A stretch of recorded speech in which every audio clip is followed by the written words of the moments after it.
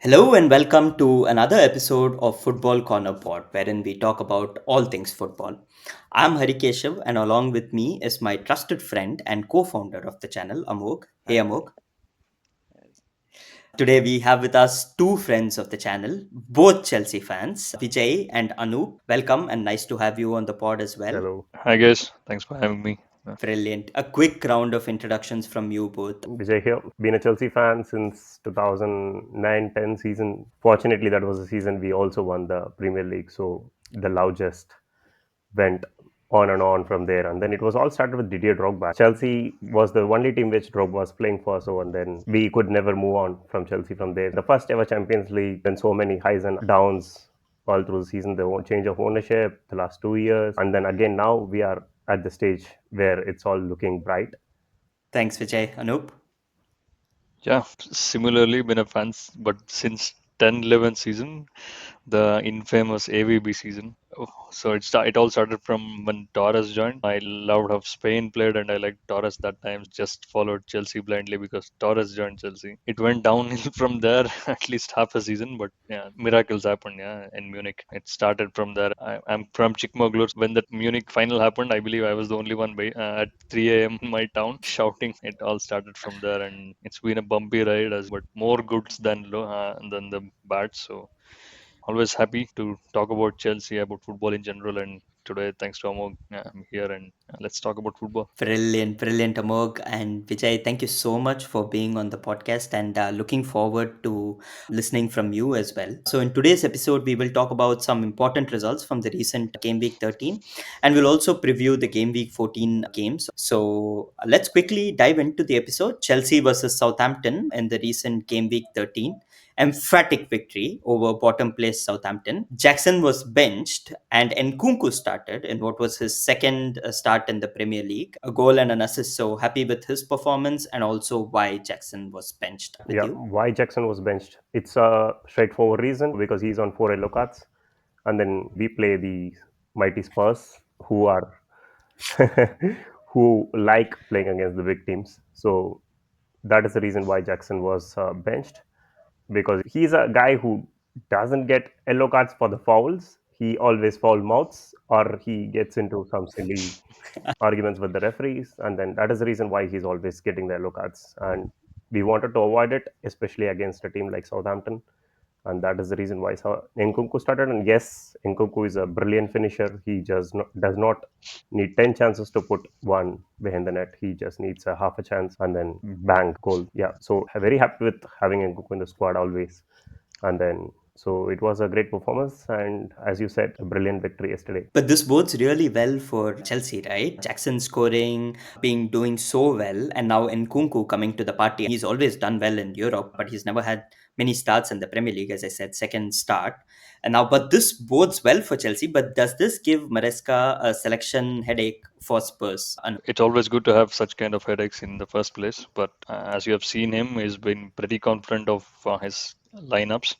So since in the midweek, Nkunku has started, and considering Spurs play a high line, I think it's a short decision that Jackson will start. He will exploit the high line like anyone. Yeah, he's prime Torres. When he sees such high lines, he can take on the defenders, and he uses this positioning really well. So I believe it's a easy decision for Maresca. But going ahead, considering the difficult festive fixtures, so it's always good that you have both your forwards scoring. So I think and Kunku has around 8 goals already and 3 assists in his very limited time overall. He's been pretty clinical, as Vijay said, doesn't need many chances. Apart from that Newcastle game and the EFL Cup, he has been pretty good. So it's a good headache to have considering what we have been lacking in the last 3-4 seasons. So good time. Very rounded for Spurs. So looking forward to it. One of the things that caught my eye was Enzo Fernandez has started to play a little bit forward, and that has helped in him providing some really good returns in the last few weeks, goals or assists, or even yesterday, the corner was brilliant as well for Disasi's goal. So, anything that has tactically been tweaked by Maresca in order to play Enzo forward, or it was just something that naturally happened and he's just kept it going on Amok? I think what Maresca style is putting Caicedo and a inverted right back in the middle. It's like giving more freedom for Enzo. Now, this happened similar for Kante in Sarri season when Kante was put forward instead of being behind under Conte season. So then we saw the brilliance of Kante when he was. So I think he is seeing similar to Enzo Fernandez, where the through balls which Enzo, I think, gave to last Farmer's goal, I think, before when Nkunku gave an assist. So that was a very good through ball. So we were missing that in last 2 3 seasons. So I think putting a right back in middle and with a CDM and with an actual CM who can rotate in middle bit behind the striker, behind the sorry, in front of CDM. So the space which Enzo has been given is perfect. So the similar role has been given to KDH also, but he's not up to mark. Yeah. So we are thankful for Maresca for that putting Enzo in between striker and CDM. Just to add on that, so it's reminiscent of the 4-3-3 what we used to play when Lampard, when we had prime Lampard, we had Essien and Ballack. So ahead of them, Lampard used to make such runs. Yeah, it's good to see such Enzo after so much money that has been spent on him and so much critics he has been getting in the past few weeks. So it's finally good to see him. So hopefully it continues. Anup, since you have the Italia jersey on you, a question on Maresca. He's very blunt with his press conference, and even yesterday, after that good performance from Noni Madueke, where had a goal and an assist, he was quick to point out the deficiencies in his game, that he doesn't train at the high levels that he expects him to, and his performance drops after he has some kind of output.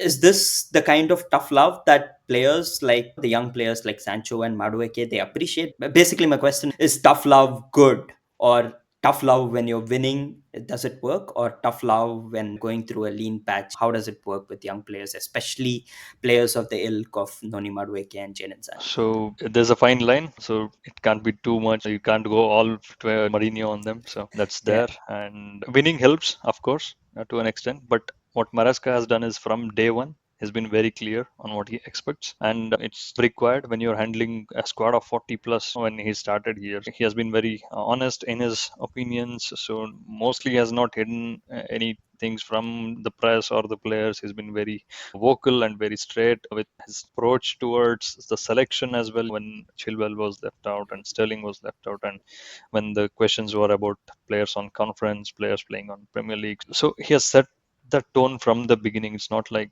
we are winning and he's just suddenly criticizing someone. Or even when James got back, if you remember, he questioned about his captaincy. He wanted more from him, wanted him to be more vocal. It's the person he is. That's how players see him from the beginning. The young players are taking a liking to that, so it's all good. And he's giving equal minutes, and it's based on merit completely. So that's what I feel. And setting the benchmark very early has been good for him. Brilliantly put. So Chelsea fans second in the league now, just a bit behind Liverpool, one might say. So has the murmurings amongst the Chelsea fan base started around a potential title race, or do you feel that this is just a purple phase? We just need to go on this run and keep winning as many matches as possible, and then we'll see at the end of the season. Want to Yeah, take that? so I will go the Maresca and the Palmer way. So Spurs on Sunday, and Palmer said it's too early. So we keep it that way. Let's be the underdogs. Let's not get carried away with this. So we go game by game, and we will see how we are after the festive period is over, and we might never know. But big game against Spurs on the weekend. Spurs have played very attractive football, as I have been saying in this podcast. Whether they win, they lose, they have a clear identity. They play creative, free, attacking football. They've beaten both the Manchester clubs comfortably. Not that both of them have been great this season. Thoughts for the game? What do you expect to see in that game from Chelsea, and predictions? Spurs have lost to Ipswich. Spurs have lost to Yeah. Crystal Palace. After leading 2-0 to Brighton, they have lost, thrown away the lead and lost 3-2. Spurs are Spurs. So, and Chelsea are Chelsea. They have always been our, I don't want to say it in the podcast like this, but they have always been our bitch. So, we will treat them like that, and then Maresca is going to eat them alive with this tactics. They won't know what hit them. It's going to be a comfortable win for us on Sunday. I'll make sure that this podcast is not available for kids. Yeah, it's not suited for kids. Don't worry, don't have to worry about it. Vijay, I didn't get your score prediction for Yeah, the it's game. going to be 3-0 Chelsea. I think such kind of games always favor Chelsea. Our fluid attacking football and players like Palmer who can pick the ball and push it ahead from any given point. So it's gonna be a goals galore. I feel teams not afraid to attack, no holding back. There will be a lot of mistakes. This is what I feel from both the defense. So considering we have Fofana gone recently, it will be a bit tough with the Badiashile, but yeah, I think we'll be the superior side considering the form, and hope the 3 point lane will be back. We had bit of issues in the past in 3 years, but I believe, as Vijay said, we'll be owning them at their home stadium. As I said, Nico Jackson may perhaps get another hat trick. So I'm going for a 4-1 Chelsea win. Amog? If they play high line, probably 1-5, 1-6, Chelsea wins. They're not going to change Amog. So it's Angie, and Yeah. he's very Yeah. stubborn as well. So he has his philosophies. They're not going to change. Brighton came with the same mentality to us. They were beating teams with their high line, and what happened in Stamford Bridge, 4 goals for Palmer at first half. So it's going to be something similar. So if we get the tactics and if we beat that offside trap, we never know what is the scoreline is going to be. See, it's good mention. Last time when we played Spurs, last November or December, so it was like 1-5 or 1-6, 5-1 or something. Jackson scoring, 4-1. yeah, They 4-1. took the Yeah, lead and then we smashed them. yeah. So it was completely high line, right?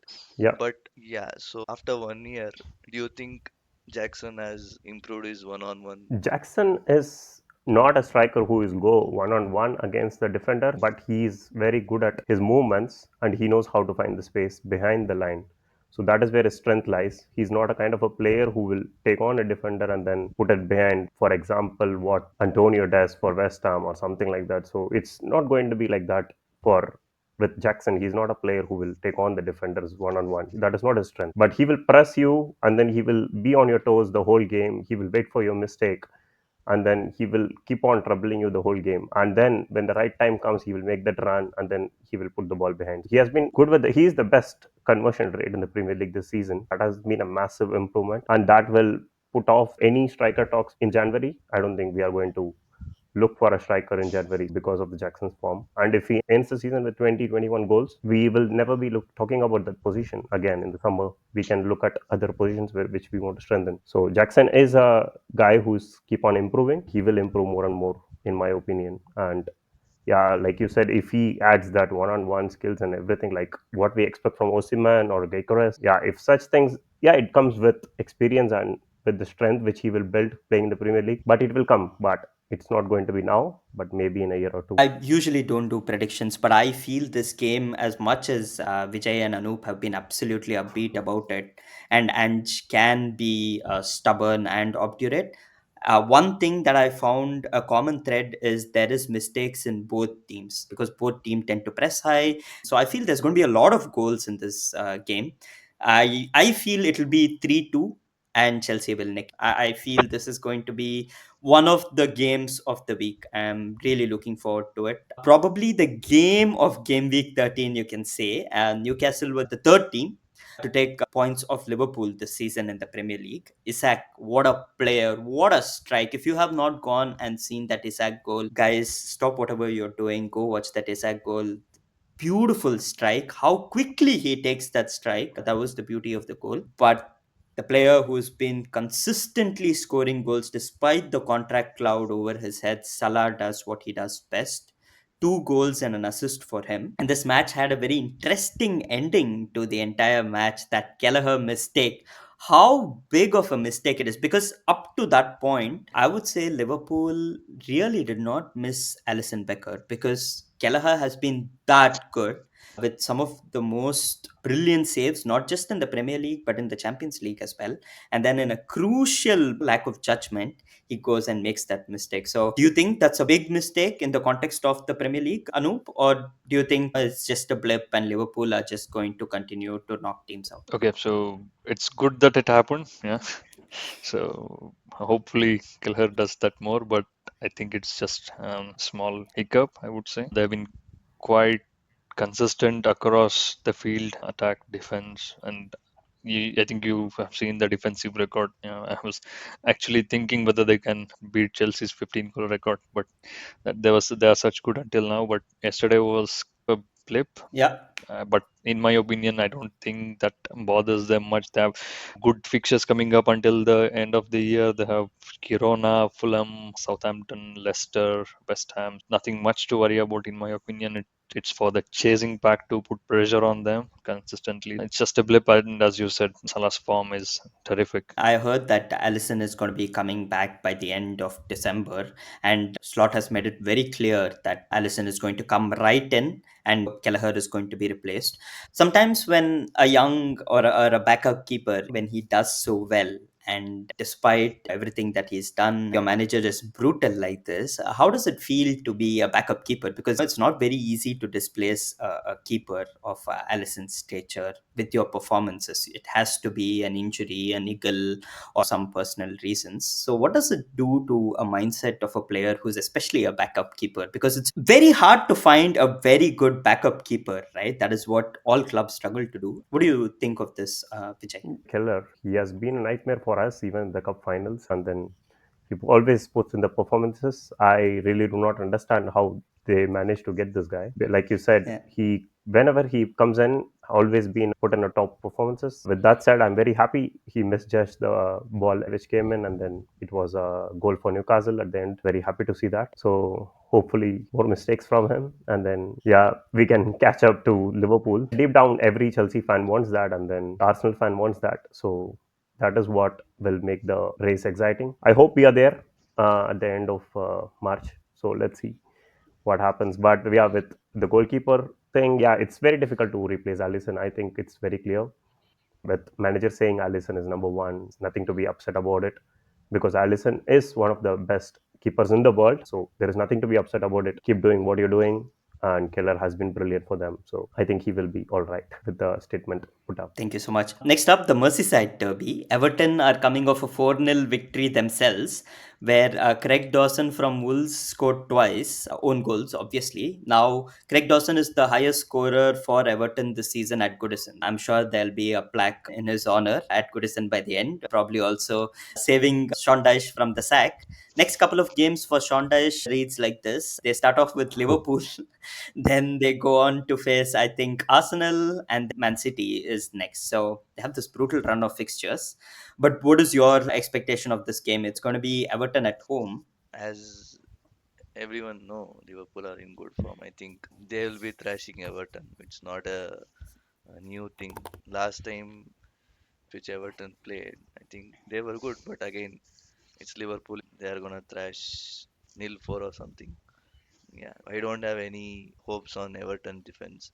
With Brian Thwaite, I don't know what happened to his form. And you guys should be happy that you can buy for 70 million pounds. Here he's going through some patch, but yeah, Liverpool will be thrashing. As a United fan, I've never been bitter that we didn't get Branthwaite, and I think he is a quality player. As you said, he is going through a lean patch, and against United, he was awful. So much so that everybody was saying that he's the 12th man on the pitch for us.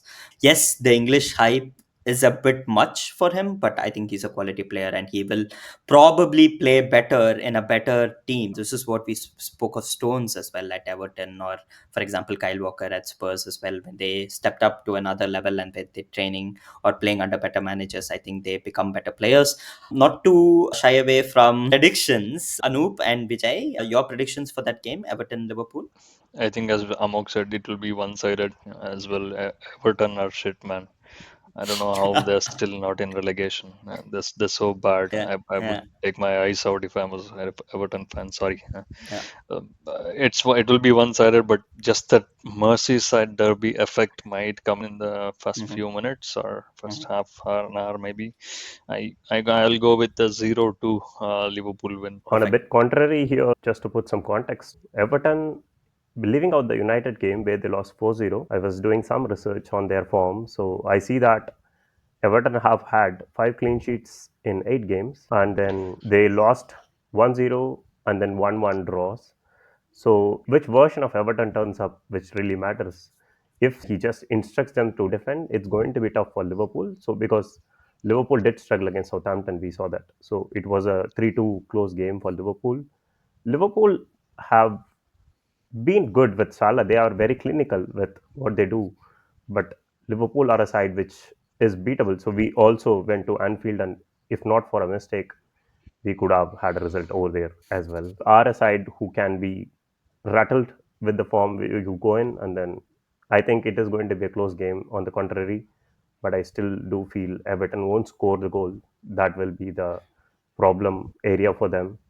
So I think Yeah. probably 1-0, 2-0 Liverpool. Yeah, as you exactly mentioned, Vijay, before yesterday, they hadn't scored in Yeah, 4 matches, including the United game. So goals is a yeah, huge problem for Sean Dyche, and it took Craig Dawson to score 2 own goals and Ashley Young yeah. free kick. He's turning up the years now that he thinks that he's going to have a chance to play Peterborough in FA Cup and face his own son, who's going to be playing for Peterborough. He's now running back the clock. He turned out prime United Young, and it was a brilliant free kick. People who've missed that as well, go and watch it. You don't get to see many good highlights from Ashley Young nowadays. It has been a comprehensive win for Liverpool. Only Vijay saying that it would be a close game, whereas Anup and Amog have gone for a comprehensive Liverpool win. On that note, let's move on to one defensive coach to another. Arsenal Man United. Tony Pulis led Arsenal, I would say. Set piece United out of the game. And there was all of these big memes of Arteta in a Tony Pulis jacket yesterday after that set piece masterclass. 2-0 victory for them. Two defenders on the score sheet. But as much as people or United fans are bantering Arsenal over being defensive, their set piece routines are some of the best I have ever seen. They're like even better than Stoke, I would say. They have this brilliant routine which starts off with all the players huddling to the right or left. And then just when the ball is going to get delivered, they take up all of the spaces around the keeper so that the keeper is not able to go back, the keeper is not able to go front. There is no offside in a corner. And the precision in which Saka on his left foot and Rice on his right foot takes these corners, it's just brilliant. And then added to that, you have Gabriel, you have Saliba, you have Timber, you have Kivior, all of these big beasts, also Partey around that danger area, and people are struggling to cope up with this Arsenal set piece routines. I felt like Stoke because it was a Wednesday night and it was rainy and it was cold. Everybody brought out their gloves and they were playing in red and white, so it did feel like prime Stoke being managed by Tony Pulis. But take nothing away from them, it was a brilliant set piece routine. But apart from that, as a United fan per se, I was not too disappointed because we were not completely outplayed. Yes, I was a bit miffed that the set piece routines we did not prepare enough, and they've been scoring set pieces all throughout this Premier League campaign. So I thought we could have prepared that a bit better. I thought we showed control. There were some good structures, but the biggest problem Amorim has to solve is creativity up front and goals in that team consistently, because we had a XG of I think 0.31 or something. And when you're going to a place like Emirates, you can't just defend against a team like Arsenal and hope to get points. That was my take on it. Anybody else watch the game? Anup, Vijay, Amog, How do you are you guys have a chance to get the how are game? you expecting XG when you have Payson, Pound? Oh, I think he has a negative XG from 3 years. I think he was absolutely missing. He had a very poor game. If you look at his touches, no shots, no interceptions, I think, or very less interceptions. The one good thing that we United fans are hoping is the one player who has consistently played in this system and has won big things in his career is Mason Mount. He has the experience of playing in this system. But yeah, he's not the Mason Mount that we bought from Chelsea. He is his imposter or And someone. one more I think question. it's yeah. So, how are you feeling with Harry Maguire? He was at fault for the first goal, but I thought Was good, Harry right? Maguire, he was good. I still do not think he will be the starting back three. Now that we have Lisandro, Lenioro, and Delict, I don't think he will be the starting back three. But he is more than a decent backup to any of this back three, and he showed it. And I thought it was the perfect game for Maguire because I was expecting and Saliba as the centre back, and because of this set piece threat, I thought Maguire's physicality and his height would come into play. But what I was pleasantly surprised with how well he dealt with the high line, because that was my biggest worry for Maguire. If you turn him and make him run back, that's one of the worst sights as a fan you can see. You're always very scared. But I thought he pressed high, he played a high line. For I have high regard and high respect for Maguire, because the amount of banter, the amount of things people say, he has been a thorough professional at all times and gives us 100%. He knows his weaknesses, he knows his deficiencies, but I think he plays really well within himself. You can't expect a Saliba or a Gabriel performance from Harry Maguire. He is Harry Maguire, and if you're willing to accept that, I think he is a solid player. But couple of signings I still think have really made sure that Amorim's start is not that bad as been Mazraoui and Delict. I think Delict is fantastic, and Mazraoui, for the price that we got him, have been fantastic. I'm still wanting to see Mazraoui on that right wing back and then a proper left wing back, so that, because playing in the back three is not his natural position, so that is what I'm hoping for. But what do you guys think? If you were a United fan, or if you were watching United, how do you think Amorim can solve this forward issue? When I talk about forwards, he's got the players: Hoyland, Xerxes, Bruno, Rashford, Ahmad, Anthony, and then you can add Mason Mount as well. But how would you solve the problem of goals, or what needs to be done? Or do you think these players are not good enough and he needs to go into the market and get new players like that? Yeah, with the problem with Manchester United, it's got to do with the absolutely no margin wages which they offer the players. This is the problem which I see with United. So, especially with Rashford, Mason Mount, all these players who have come in on big wages, they know they are not going to be going out anytime soon. And especially these English guys, they know they are very lenient on this area. So until unless there is a push on, let's say, a performance based wages or bonuses put in, I think it's not going to change for Manchester United. This has been a problem with them. I feel, I think Rashford should be thrown out definitely. And then with Mason Mount, what he offers, I will tell you what he offers. He offered Chelsea 55 million. That's what he offered. So yeah, Good. yeah, he has been, again. He was not a bad player when United got him. So we Chelsea Yeah. fans used to love Mason Mount until the announcement video of Manchester United which came in, where he called it home. It was a bit exaggerated and everything, and then absolutely no remorse on his farewell video. It was we Chelsea fans used to respect all our ex-players, even Jorginho. It's only with Sky Havertz and Mason Mount the way they have treated us.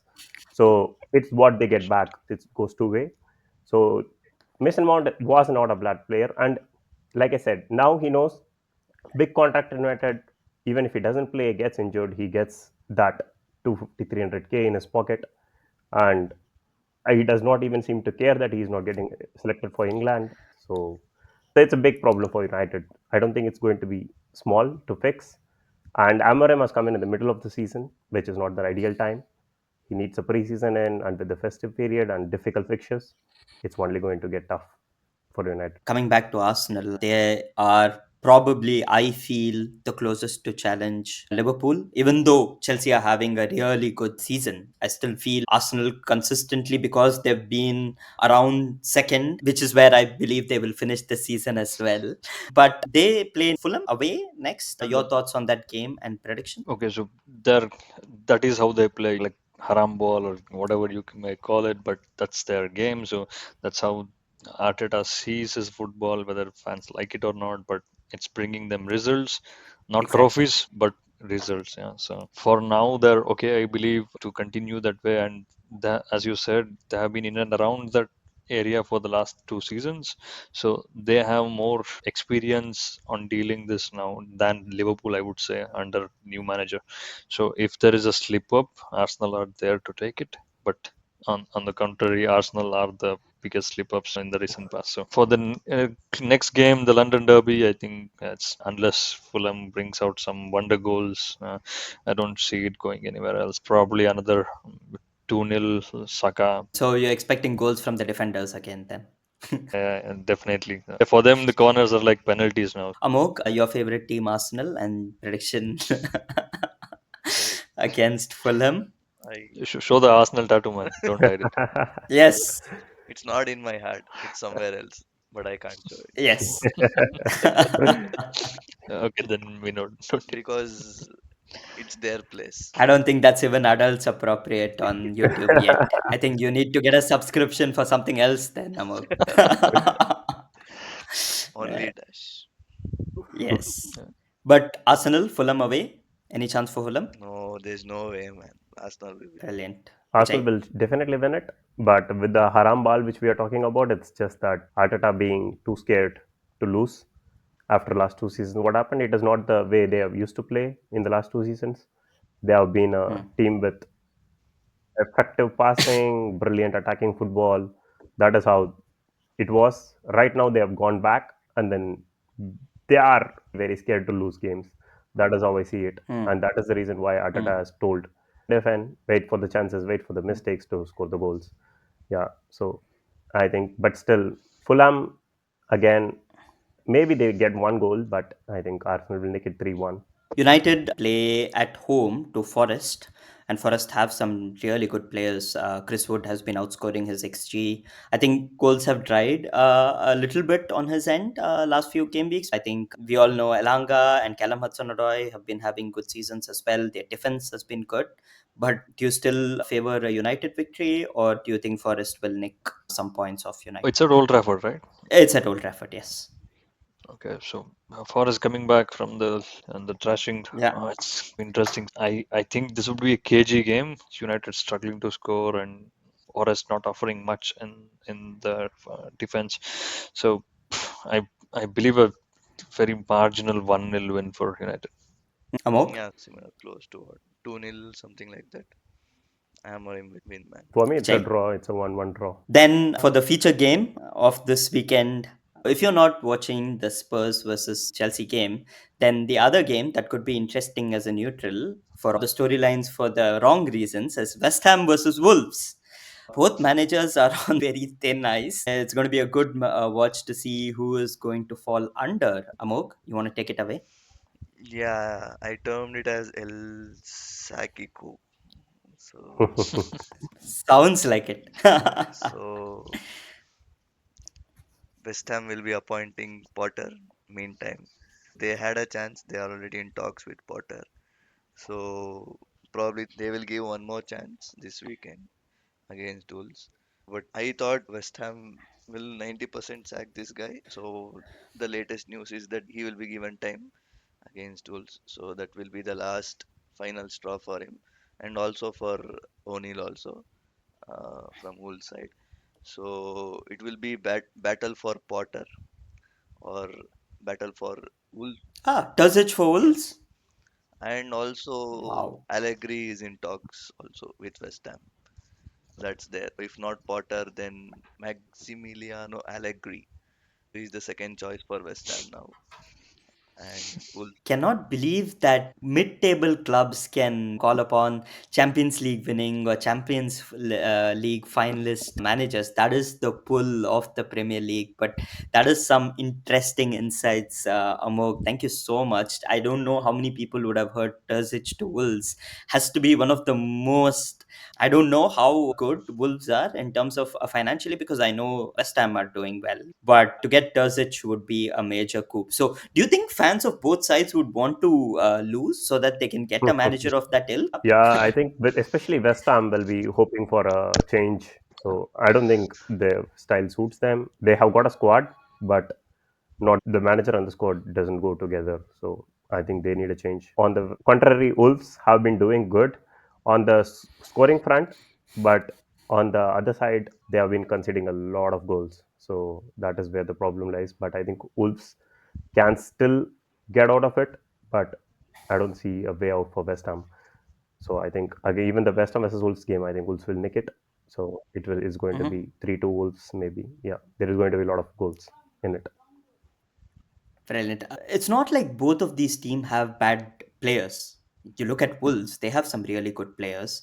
And West Ham, we all know the summer window that they had, and Vijay also said that they have the players. There is a quite an interesting thought in the Premier League nowadays that managers play for themselves and they don't play for the team. What I mean by this is managers play a style of football that they want to impose on the team, whether it fits the team or not. Because then they become more lucrative even if they are sacked. So, for example, if Gary O'Neill with the Wolves team, probably they're not adept at playing that attacking, free flowing football.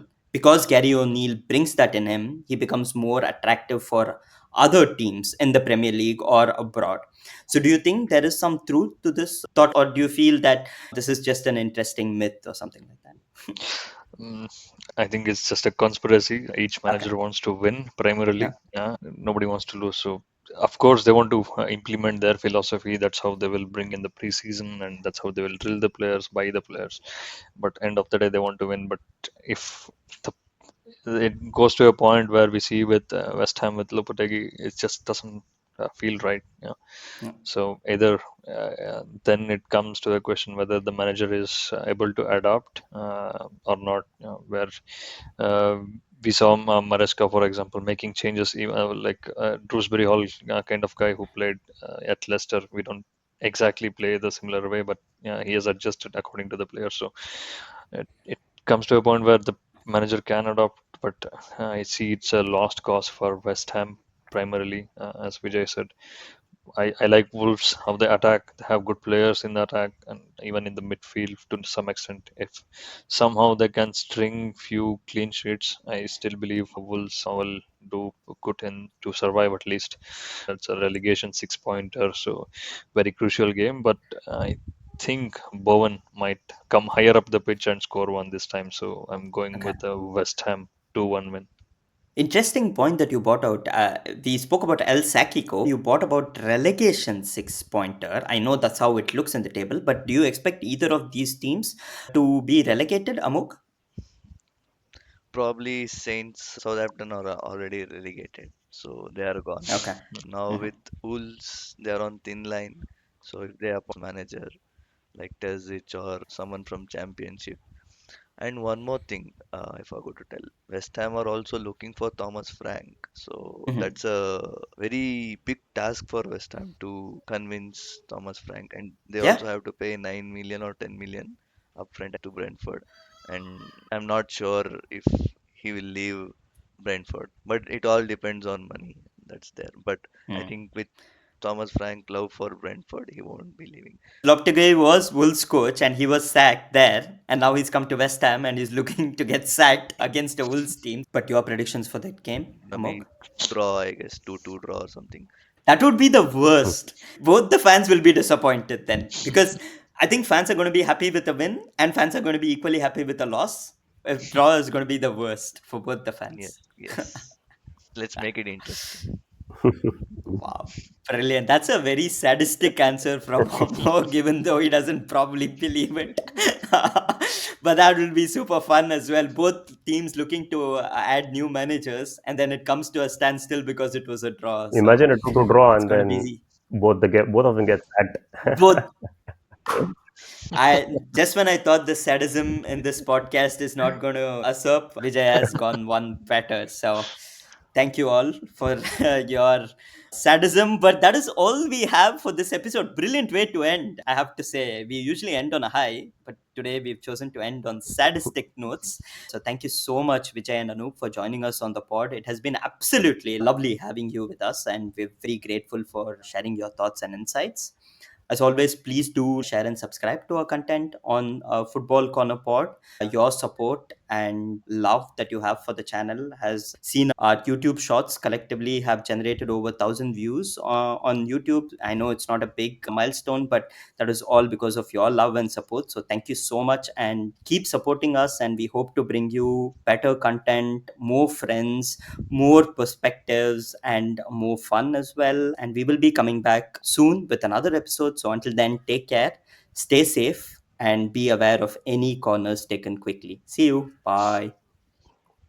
Keep the blue flag flying, guys. Bye.